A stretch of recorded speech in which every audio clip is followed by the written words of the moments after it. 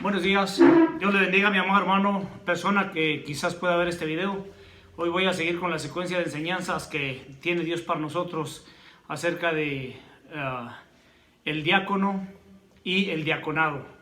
La semana pasada hablábamos del pastor y su ministerio, pero hoy este día nos toca el tema de hablar de los diáconos. ¿Qué son los diáconos? Los diáconos son aquellas personas que están en la iglesia para servir en las diferentes áreas que se les requiera. Acuérdense que habíamos hablado la semana pasada que el pastor tiene demasiado trabajo en sí mismo como para estar atendiendo problemas de la iglesia, problemas sociales, problemas seculares, quizás de administración en la iglesia, quizás de fallas en el edificio en la iglesia. Hoy vamos a hablar precisamente de esas personas que Dios quiere que existan en las iglesias para que sean ayuda para el pastor. Así es de que en esta mañana yo le voy a leer la introducción de este estudio para empezar. Mire. Dice, la verdad central de este estudio dice, el diácono tiene ante sí la oportunidad de ministrar al pueblo de Dios por medio de servir a las mesas, en cualquier situación que éstas se presenten. El servicio en lo que se necesite, en lo que se requiera en la iglesia. El texto para memorizar, aplicar en la vida es... Dice, porque los que ejercen el diaconado ganan para sí un grado honroso y mucha confianza en la fe que es en Cristo Jesús. Un diácono gana honra si ejerce bien su diaconado, ¿verdad que sí?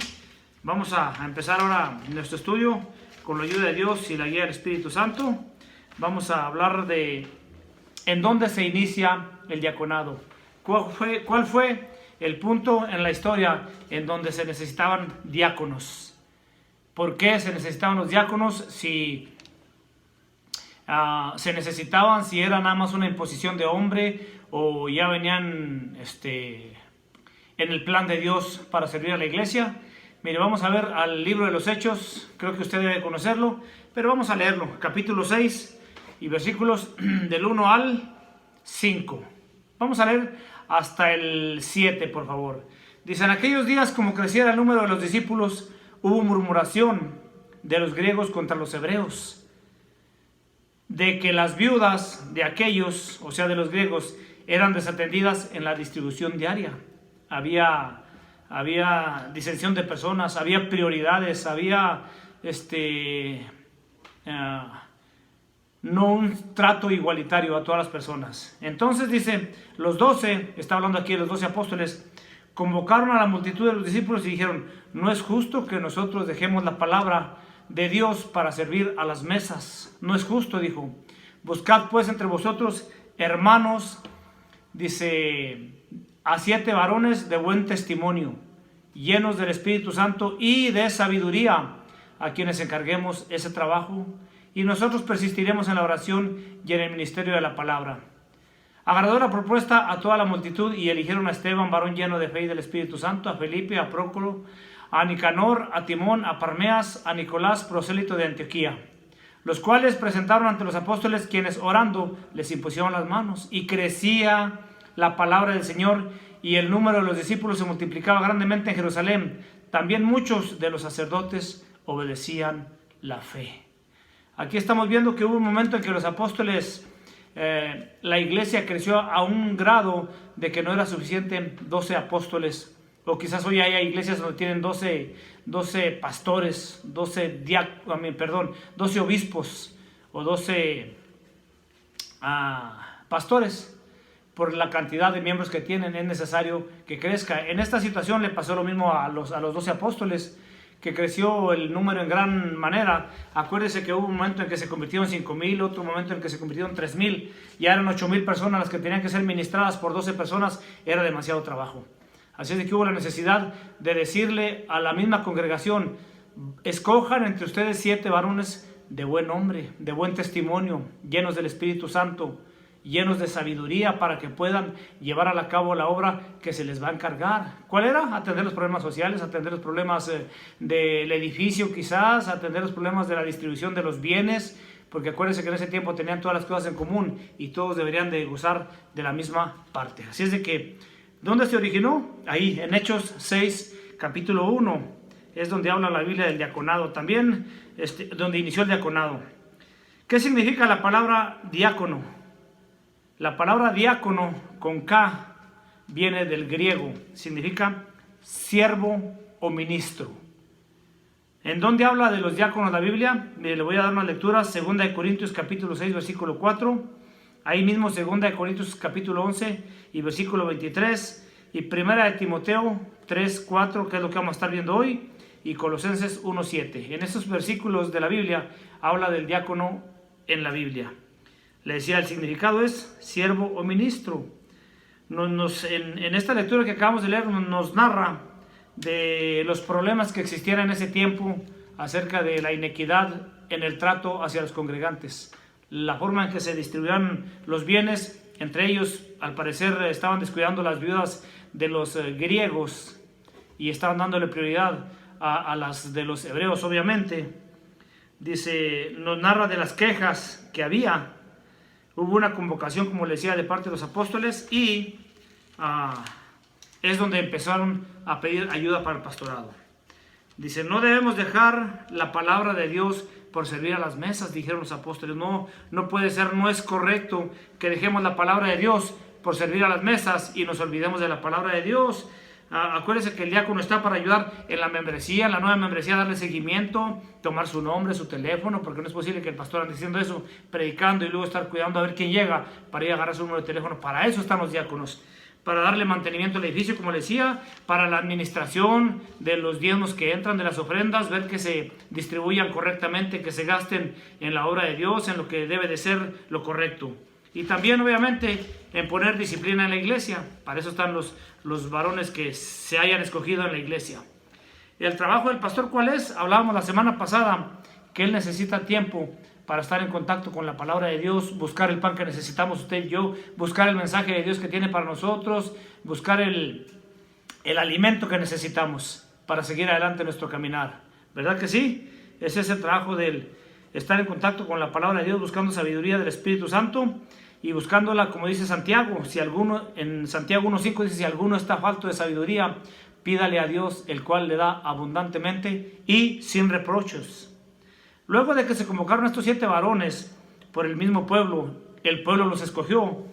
Dice que los buscaron. Ok, mira, esta persona es de buen testimonio, esta persona habla muy bien, esta persona es muy cuerdo, conoce Biblia, es muy amable, tiene paciencia. Buscaron entre ellos a los que estaban preparados para tomar ese puesto de diácono y poder impartir justicia entre los congregantes. Dice la palabra de Dios que un diácono debe de ser alguien que no tenga un espíritu de que se siente mejor que los demás. ¿Verdad que no? Romanos 12.3 dice que nadie tenga más alto concepto que el que debe tener de sí mismo. Eso es lo que dice Romanos 12.3. Así es de que si usted aspira a un diaconado, ojalá que Dios lo use para su gloria, pero tenga un concepto centrado de usted mismo, sabiendo que usted es igual que los demás, y en este caso usted va a ser siervo de los que va a servir. No va a estar sobre de ellos, va a estar debajo de ellos. ¿Se acuerdan que Jesucristo dijo, el Hijo del Hombre vino para para servir y no para ser servido, siendo el Hijo de Dios? Así de que usted y yo, ¿qué esperamos? Hay muchas personas que buscan el puesto del diaconado, o quieren servir a Dios, o quieren agradar a Dios, quieren ayudar al pastorado. Hágalo de una forma humilde, teniendo el concepto que usted debe tener de usted mismo. Y yo le garantizo que la misma iglesia o el mismo pastor lo va a escoger, va a decir, mira, este hermano me sirve en el diaconado, este hermano me sirve aquí. ¿Por qué? Porque el pastor nos conoce, tanto caminar con ellos saben quién tiene la capacidad, ellos saben quién puede soportar luchas, pruebas, críticas, incluso enfrentar problemas con valentía. El pastor sabe a quién puede proponer para ese puesto. Obviamente la iglesia lo tiene que aceptar, como decíamos. Proverbios 27.2 dice, alábete el extraño y no tu propia lengua. Como le decía, que la demás gente tenga buen concepto de usted. No tenga usted buen concepto de usted, deje que la demás gente hable de usted. Es decir, el diácono, como le decía, es una persona propuesta por el pastor, pero aprobada por la iglesia. ¿Qué es esto?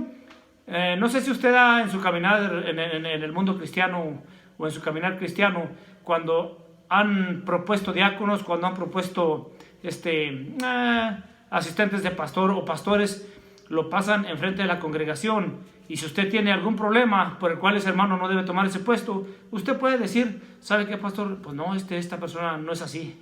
Quizás el pastor no conozca toda la vida de ellos, pero quizás si usted conoce algo, por eso lo ponen enfrente de la congregación, para que usted lo califique, para que usted diga, él sí es una persona que merece el diaconado o no, ¿ok?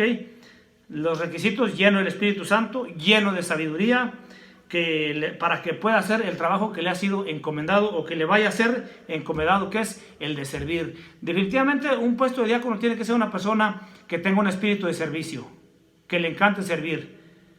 En Hechos 6:5 dice que le agradó la propuesta a la multitud, es decir, que los aprobaron y fueron aceptados. ¿Qué hicieron después? Dice, el cargo del diácono es muy importante para mantener el orden en la iglesia, porque parece que en las iglesias el círculo es crecimiento, problemas, soluciones. Crecimiento, problemas, soluciones. Es como un círculo que va caminando, va caminando, va caminando. Lo que Hechos 6 del 1 al 7 resume es, por ejemplo, que si le dijeran a usted, ¿sabes qué? En este momento vas a ser pastor de una congregación grande, no de una congregación chica, una congregación grande, y esta congregación está creciendo en demasía, están agregándose muchas y muchas y muchas más gentes a la iglesia, al pueblo de Dios. Entonces usted obviamente le daría gusto, le daría mucho motivación para seguir adelante, se emocionaría. Pero ¿qué si en un momento llegaran a decirle, pastor, usted ya tiene tanta membresía que ya no le hace caso a los hermanos que no vienen a la iglesia, ya no los llama, ya no va a orar por los enfermos a los hospitales o a sus casas, ya incluso no pone ni atención en la palabra de Dios, está muy pobre los mensajes? ¿Qué haría usted ante los reclamos de esa iglesia? Porque eso es lo que sucede cuando el pastor se encarga de todo, mi hermano, de encargarse de todo en general de la iglesia, que no tiene ayuda. Eso es lo que pasa. Dejan de visitar gentes, dejan de orar por los enfermos, dejan de llevar la palabra como debe de ser. ¿Por qué? Porque están sobrecargados. No se les puede culpar porque es una carga que ellos tienen, ¿verdad? ¿Qué haría si usted fuera ese pastor que ya sus límites ya no dieran para más, que ya se le terminó la visión para seguir teniendo orden en esa iglesia? ¿Regañaría a la congregación? ¿Sabes qué? No te estés quejando, quéjate con Dios. ¿Les diría eso? ¿O qué haría? ¿Dejaría de estudiar la palabra para atender a la mesa, para atender a los problemas sociales? ¿Se encerraría unos 15 días probablemente para ver qué Dios le daba de guía? ¿Sabe qué? Como pastor no pueden darse esos lujos, si es que lo quiere llamar así. Acuérdese cuando Moisés subió al monte a hablar con Dios, ¿qué pasó con el pueblo? Se desenfrenó porque no tenían un guía, un líder, alguien que cuidara el rebaño, que lo fuera apacentando mientras regresaba el pastor. Eso es lo que pasa en las iglesias hoy en día. Yo creo que regañarlos no sería la solución. Yo creo que atender las quejas como le reclama el pueblo tampoco sería la solución. Yo creo que encerrarse en oración puede que le ayudara, pero no puede dejar el pueblo mucho tiempo solo. Entonces, ¿qué? Es por eso que es necesario este tema del día de hoy, en lo que estamos hablando del diaconado, de la ayuda que necesita el pastor para que le quiten un poco de carga. Mire, vamos al libro de Números, capítulo 1 y versículo 17, para ver un ejemplo de eso. Números 1, 17. Aquí nos habla de cómo Moisés estaba al borde de los límites y desesperado. Números 11, y vamos a mirar la historia de Moisés. Números 11, y vamos a leer empezando del 1. Es poquita larga la lectura, pero téngame paciencia para poder entender este relato. Dice, aconteció que el pueblo se quejó a oídos del Señor, y lo oyó Jehová, y ardió su ira, y se encendió en ellos el fuego de Jehová, y consumió uno de los extremos del campamento. Mire qué tremendo es el poder de Dios. Entonces el pueblo clamó a Moisés, y Moisés oró a Jehová, y el fuego se extinguió. Cuando Dios trae juicio contra el pueblo, se levantan los siervos de Dios y oran, mi hermano, y Dios los escucha, porque Él los tiene a cargo de ese pueblo, porque Él sabe que ese rebaño, Dios lo puso a cargo de estos hombres. Por eso es que escucha sus oraciones. Y llamó a aquel lugar Tabera, porque el fuego de Jehová se encendió en ellos.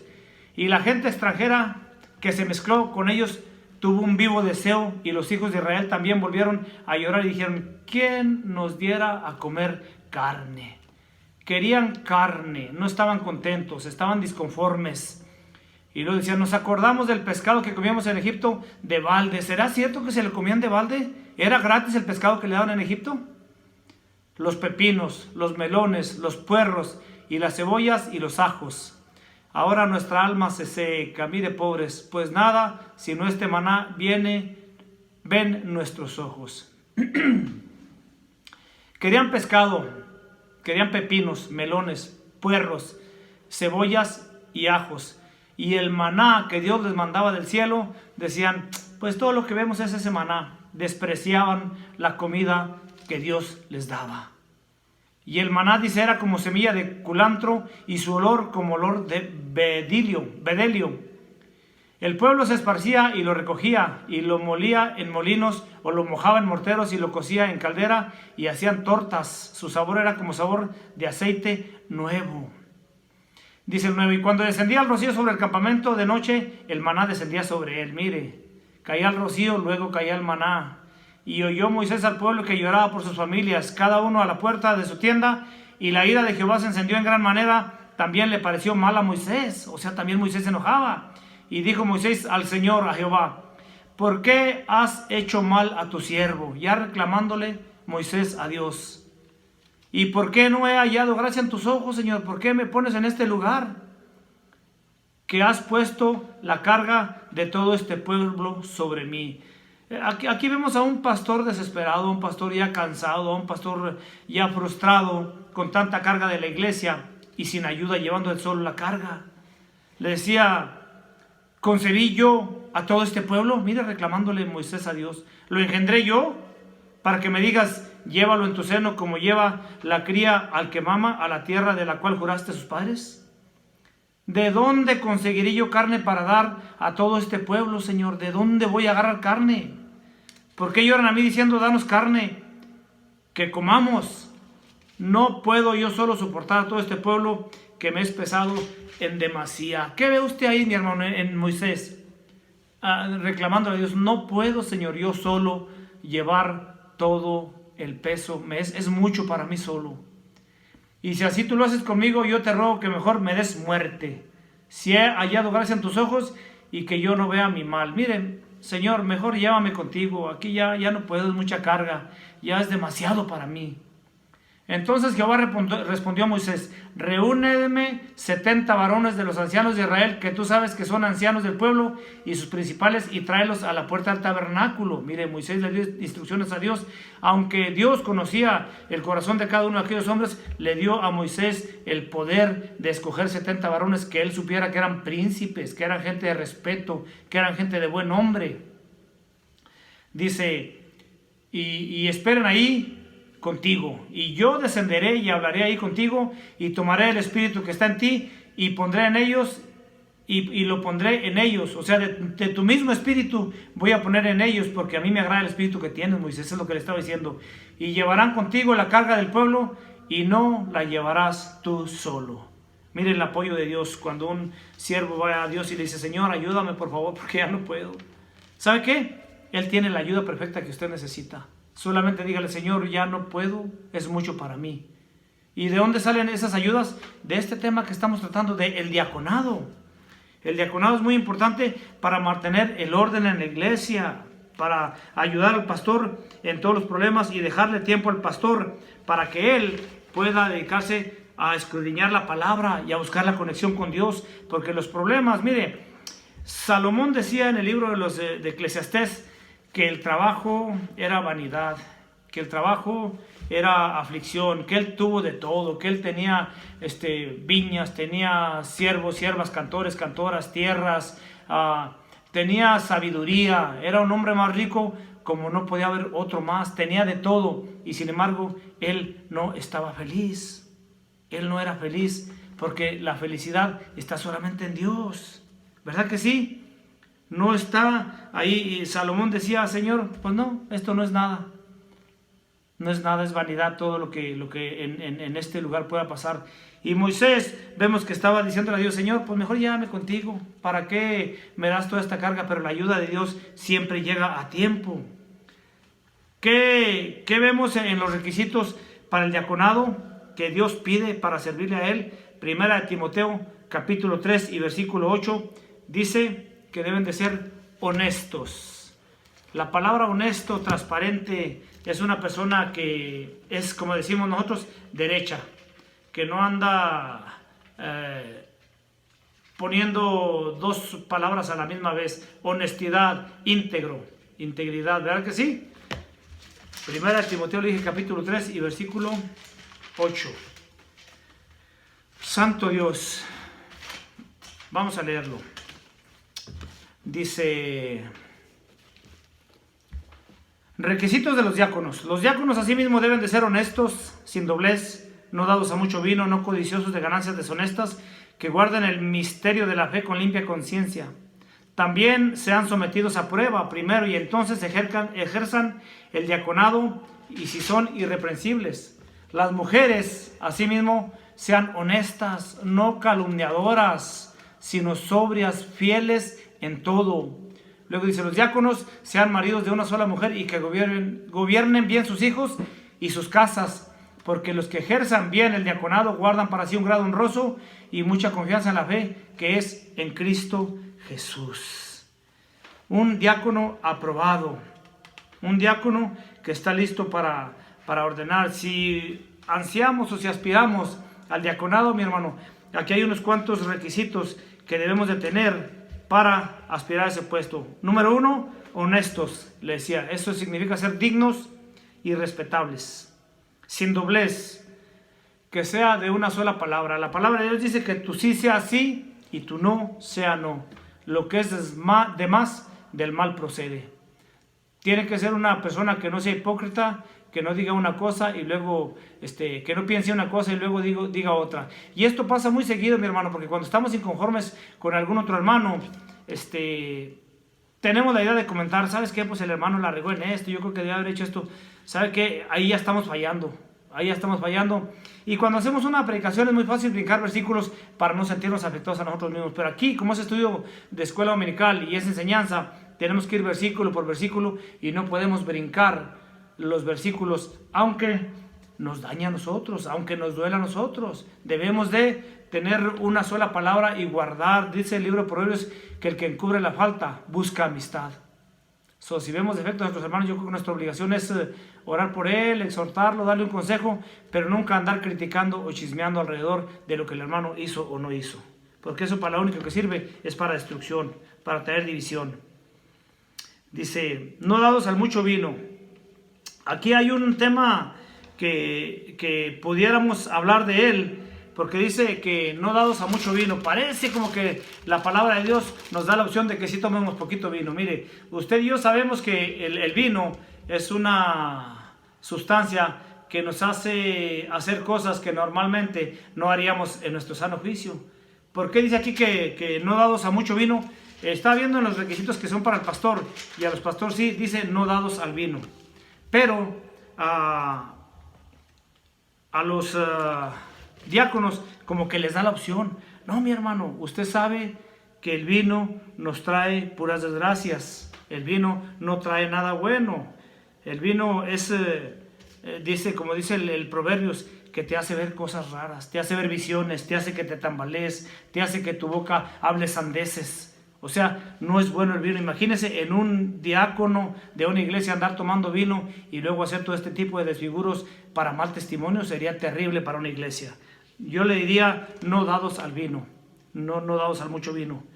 Imagínese perder la autoridad por una copa de vino. Imagínese que digan: no, pues el diácono de tal iglesia es un borracho. ¿Qué testimonio sería ese? Ahí estaba tirado en la calle el hermano, o ahí estaba contando chistes, o el diácono estaba ahí hablando sandeces, porque yo creo que no está bien. Eso sería incorrecto. Yo diría no dados al vino. Dice: no codiciosos de ganancias deshonestas. ¿Por qué viene esto de la ganancia deshonesta, mi hermano? Mire, estamos en un tiempo en que hay tanta apostasía, que una forma de ganancias deshonestas es cuando se aprovecha del puesto que tienen, sea diácono, sea obispo, sea pastor, para enriquecerse.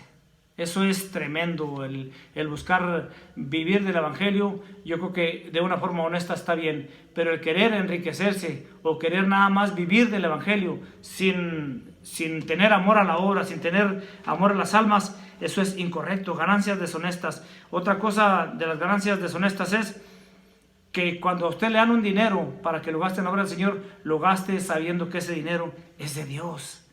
No gastarlo malgastado, ni abusar de la posición para sacar ventaja, por lo cual hay mucha murmuración dentro de la gente que no es pueblo cristiano. Ese es uno de los tópicos más comunes de no, pues tu pastor se está enriqueciendo, no, pues es que ustedes nomás les están lavando el coco para que diezmen y su pastor nomás se enriquece y se enriquece. Es porque no entienden, mire, pero en parte tienen razón, porque hay gente que sí es, tenemos que decirlo, hay gente que sí vive de esa forma y son exageradamente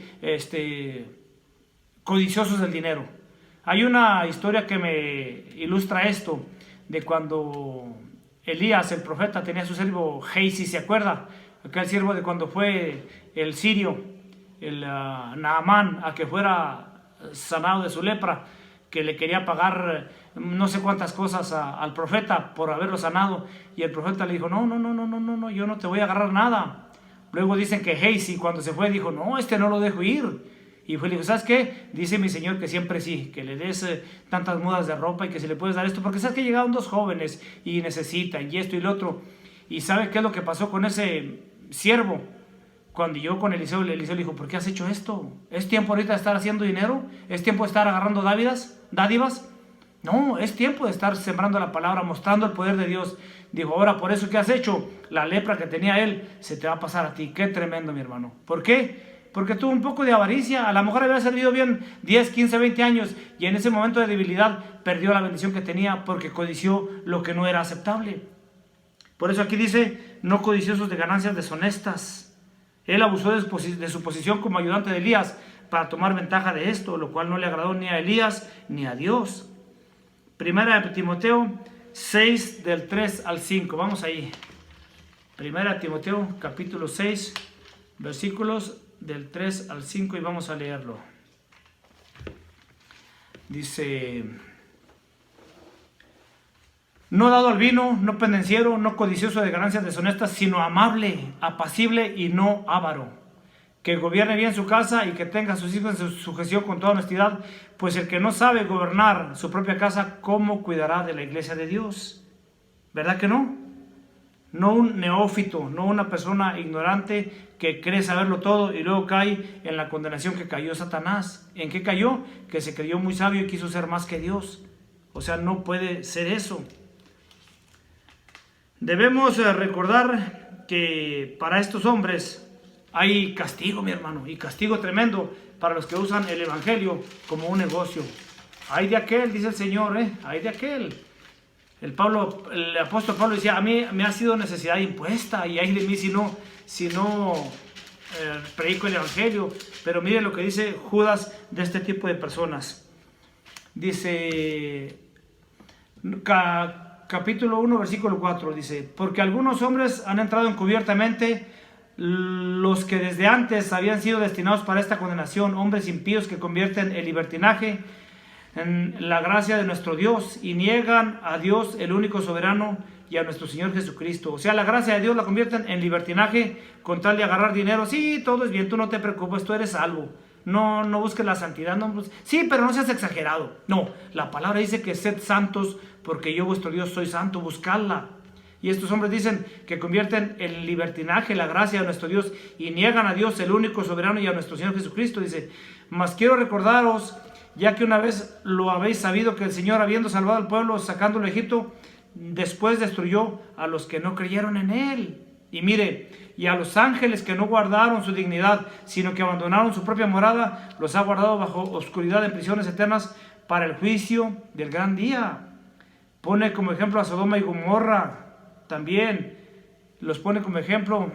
Dice, no obstante, de la misma manera, también estos soñadores, está hablando de los malos siervos, mancillan la carne, rechazan la autoridad y blasfeman de las potestades superiores.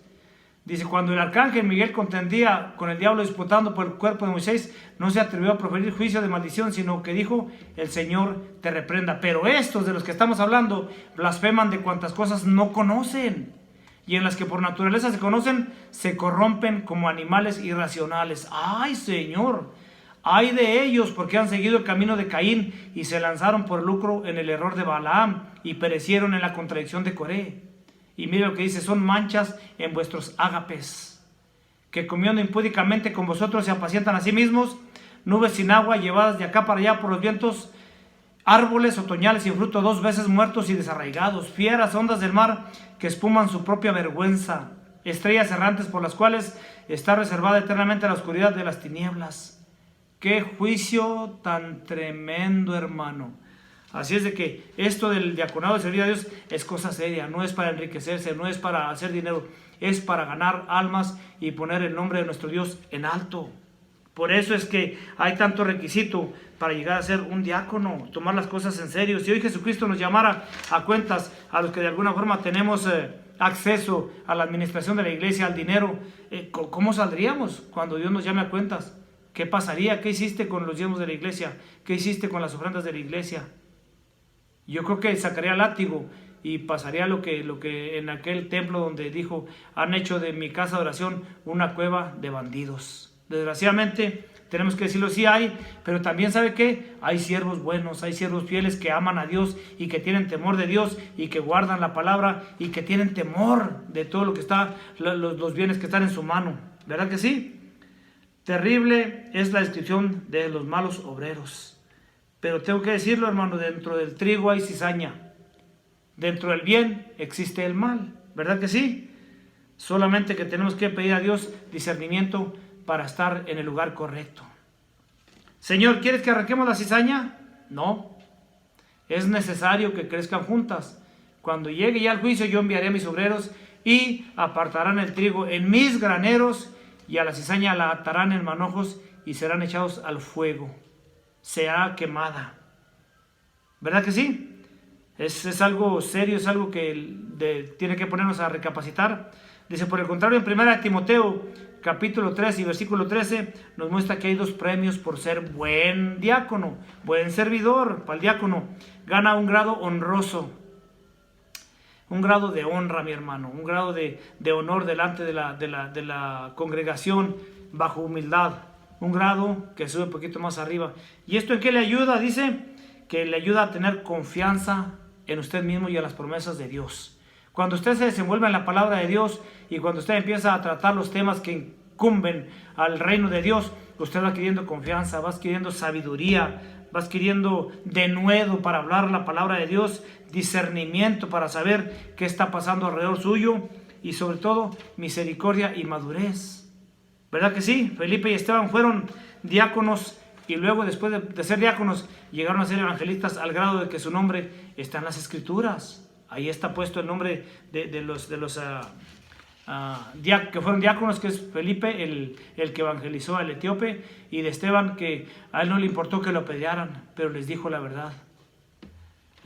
Era a tal grado la santidad de este hombre que lo estaban escuchando, dice que les rechinaban los dientes nomás de escuchar a Esteban, que estaba hablando y diciendo, veo la gloria de Dios, veo los cielos abiertos y al Hijo del Hombre sentado a la diestra del Padre.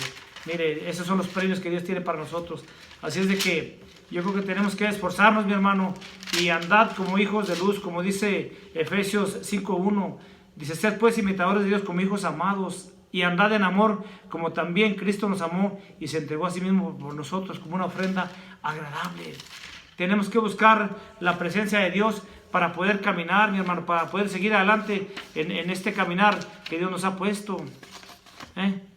Tenemos que ser dignos representantes de Dios. Tenemos que saber que Jesucristo tiene un galardón para nosotros y que Él ya no tarda por los tiempos que estamos viviendo ahorita. Yo creo que hoy más que nunca tenemos que tener la sensatez de decir, si estoy caminando mal, tengo que empezar a buscar la guía de Dios.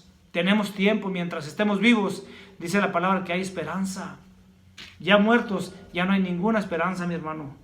Dice, porque los que ejercen bien el diaconado ganan para sí un grado honroso y mucha confianza en la fe que es en Cristo Jesús. Quienes sirven como diáconos bien tienen los premios, grado honroso, y ganan confianza en la iglesia. Una iglesia con unos buenos diáconos, hay confianza y hay aceptación en que ellos sigan sirviendo como nuestros líderes.